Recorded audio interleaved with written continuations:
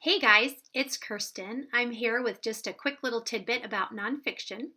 So, a question a lot of new nonfiction writers ask is, am I writing nonfiction?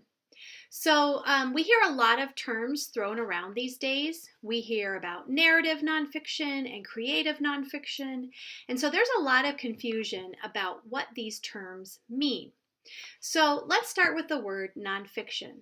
If you are writing nonfiction, then that means each and everything in your text can be verified in a source.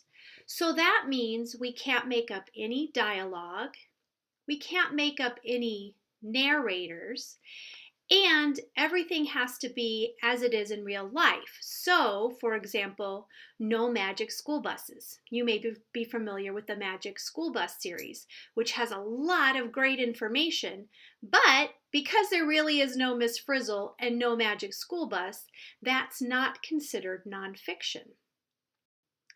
Melissa Stewart, who I think has done some of the greatest work there is on classifying nonfiction and other related genres, has called books like Magic School Bus informational fiction. They are fiction, but they are packed with great, interesting information for kids. Another great example of informational fiction is a book like Miranda Paul's Are We Pears Yet? It has a lot of wonderful information about seeds and how they become plants. However, because it's narrated by a couple of seeds who are wondering if they're pears yet, we can't call it nonfiction. Obviously, talking seeds don't exist in real life. So again, this is a great way to provide a lot of good information for kids, but we shouldn't call this nonfiction. It's indeed informational fiction, or you could just call it an informational picture book. So nonfiction means everything in the text is verifiable in a source. A lot of people get confused when they hear terms like creative nonfiction. So what is creative nonfiction? Does that mean we can get creative with the facts and things that we put in our text? Well, no. Creative just means that we use a lot of the same literary techniques used in creative writing. Same with the term narrative nonfiction. A lot of people think narrative nonfiction means that they can make things up. Well, no, narrative nonfiction is still nonfiction. Narrative just means we write it like a story. It has a beginning, it has a middle, it has an end, it has characters and character development.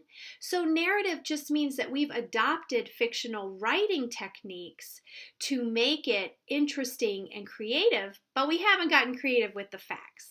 So if you want further information about how to classify your nonfiction, I would point you to Melissa Stewart's blog. She's identified 5 different types of nonfiction, including expository literature, narrative literature, traditional nonfiction, interactive nonfiction, and I know there's one more that I'm forgetting. But anyway, go to Melissa's blog because she's done a lot of great work. She's been working on this nonfiction family tree for years. But just remember, if you're writing nonfiction, everything has to be verifiable. You can't get creative with the facts, and just because you're trying to tell it like a story doesn't mean you can make things up. If you are making things up, having talking animals, talking fruits, inventing dialogue, having a school bus go on fabulous adventures, any kind of fantasy element in the text, then that's something that we can call informational fiction. So choose what's best for your story, but make sure you know how to classify it.